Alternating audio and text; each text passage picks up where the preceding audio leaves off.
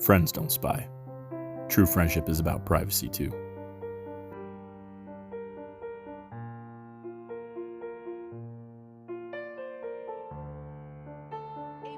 TSA officer calling out the agency he once worked for, stirring up fears and suspicions many flyers already had. Jason Harrington says the agency uses ineffective anti-terrorism security measures at the expense of the public's health, privacy, and dignity. And he's just getting started, adding officers would pull a passenger's bag or give a pat down because a flyer was rude. Those body scanners that gave flyers a virtual strip search and produced graphic images, Harrington describes as entertainment. Officers gawking at images of overweight people and genitals. Their every fold and dimple on full, awful display. Piercings of every kind were visible. He adds the Rapiscan full body scanners couldn't even distinguish plastic explosives from body fat. And guns were practically invisible if turned sideways. Them to be saying today it's not a big deal because they've been now removed after all the years when they resisted removing those airports, I just think is, a little hard to take at this point. When it came to profiling, Harrington says until 2010, officers had a list of 12 nations whose passengers automatically received enhanced screening. To that, the TSA said, no comment.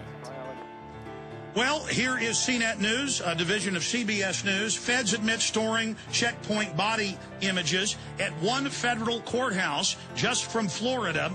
They have saved tens of thousands of images. Of course, it's for their naked body scanning. And we reported on this 11 years ago that major clothiers were putting in tailor machines that scan your body. That data is then sold to the feds. This is a biometric scan. It gives you cancer, and they're storing your naked body, and it violates child porn laws. I want you to do an article saying naked body scanners, aren't just storing it, the rest of the story, and tell people, see, we told you so, in all those, 10, 15 or more articles that you and Steve and Kurt have written when we documented that their own documents say they're storing it, which shows they're a pack of criminal liars. Of course they lied to you. All they do is lie to the public and tell you that everything's okay. Watson, this is incredible, though, that these creatures now admit it gives you cancer and that they are storing it, and it does scan your genitals, and they are keeping it for law enforcement, Watson.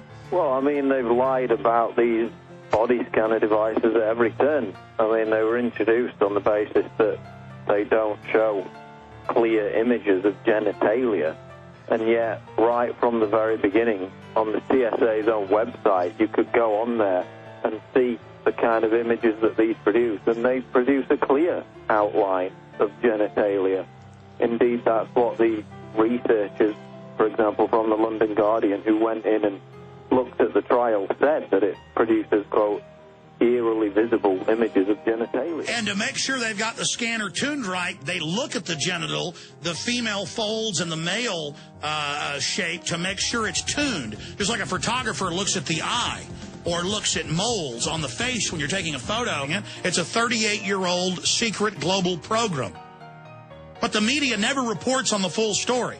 They go, okay, it's true, the conspiracy theorists are right, they're storing your baby's DNA.